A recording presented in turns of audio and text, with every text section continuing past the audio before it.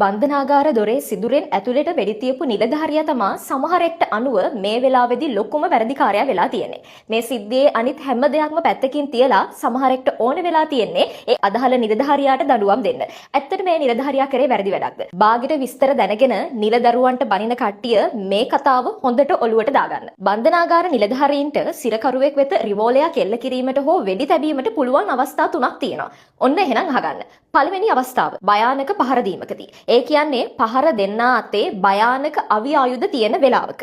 පහර ලබන්නා එයින් ජීවිතක්ෂයට පත් වෙන්න පුළුවන් නම්, පහර ලබන්නාට එයින් බරපතල තුවාල සිද්ධ වෙන්න පුළුවන් නම්, තමා හෝ අන් කෙනෙකු ආරක්ෂා කිරීම වෙනුවෙන් ආත්මාරක්ෂාව යටතේ වෙඩි තැබීම සිද්ධ කරන්න බන්ධනාගාර නිලධාරියෙක්ට හැකියාව තියෙනවා. දෙවෙනි අවස්ථාව අන්නාකාරයකින් වැළැක්විය නොහැකි නීත්‍යානුකූල භාරයෙන් පැන යාමකදී හෝ පැන යාමට උත්සාහ කිරීමකදී බන්ධනාගාර නිලධාරියෙක්ට වෙඩි තැබීමේ හැකියාව තියෙනවා. තුන්වෙනි අවස්ථාව සිරකරුවන්ගේ සාමූහික පහර දීමකට හෝ බන්ධනාගාර පවුරුවල ගේට්ටු හෝ ద్వාර හෝ බලයෙන් විවෘත කරවීමට ගන්නා සාමූහික වෑයමකට සිරකරුවෙකු සම්බන්ධ වූ අවස්ථාවකදී අදාළ සිරකරුවාට වෙඩි තැබීමේ හැකියාවක් බන්ධනාගාර නිලධාරීන්ට තියෙනවා. දැන් එතකොට මේ නීති ප්‍රකාරව බැලුවහම අදාළ නිලධාරියා සිදු කරපු ඒ වෙඩි තැබීමේ කිසිදු වැරද්දක් මට නම් පේන්නේ නැහැ. මං කියන්නේ නීති ප්‍රකාරව බැලුවහම.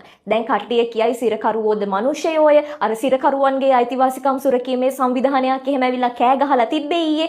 අන්න ඒ වගේ අය එක එක විදිහේ කතා කියාවි. සිරකරුවෝද මිනිස්සයෝ කියලා හිතන්න තිබ්බා. සිරකරුවෝ ඔය දොරෙන් එහා පැත්තට වෙලා පිරිත් සජ්ජායනා කරන්නයි. එහෙනම් මේ බන්ධනාගාර නිලධාරීන්ටත් හයියෙන් සාදුකාරයක් දීලා ඒකත් එක්ක එකතු වෙන්න තිබ්බා. හැබැයි සිද්ධ වුණේ ඒක නෙමෙයි. සාමාන්‍යයෙන් බන්ධනාගාරයක දොරටු දෙකක් තියෙනවා. එකක් යකඩ දොරටුවක්, අනිත් එක ලී දොරටුවක්. එතකොට මේ යකඩ දොරටුවයි ලී දොරටුවයි අතරේ තියෙන්නේ ගැනිය නොහැකි තරම් මිලකින් යුක්ත යන්ත්‍ර සූත්‍ර. ඒ කියන්නේ ඔය ස්කෑනර් එහෙම. අන්න එතකොට යකඩ දොරටුව කඩාගෙන අර යන්ත්‍ර සූත්‍ර තියෙන තැනට ඇවිල්ලා ඒ දේවල් වලටත් අලාභහානි කරපු සිරකරුවෝ තමා ඔය ලී දොරත් කඩාගෙන එළියට එන්න දැගලුවේ. අන්න ඔය අවස්ථාවේදී ඔය විදිහට වෙඩි තියලා මෙයාලව සැලැන්ඩ කරේ නැත්තම් බැරි වෙලාවත් ඔය ලී දොරටුව කඩාගෙන මේ කට්ටිය එළියට ආවනම් සිද්ධ වෙන අයහපතට වග කියන්නේ කවුද? බැරි වෙලාවත් මෙතනින් එළියට එන කී දෙනෙක් පැනලා යයිද? මේ හැමෝම අවසානට එන්නේ අපේ මේ සමාජයට නේද? එතකොට අපේ තරුණ පරපුරට, ළමා පරපුරට ඒකින් වෙන අගතියේ වගකීම බාරගන්නේ කවුද?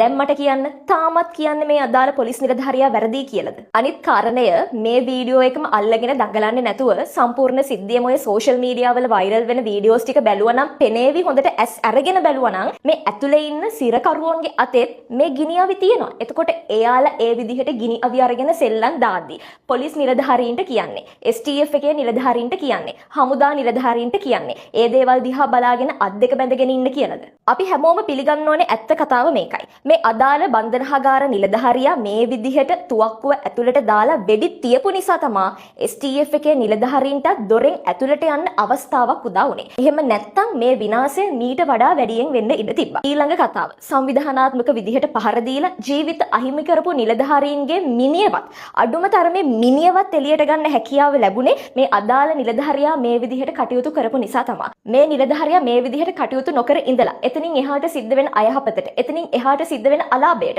මේ දේ වගකීම ඔය කෑ ගහන අය ගන්නවද? සිරකරුවෝද මිනිස්සයෝය කියලා අපිට හිතන්න තිබ්බා. තමන් කරපු වැරද්දට බන්ධනාගාරගත වුණා නම් අන්න එතන පාඩුවේ ඉද්දි.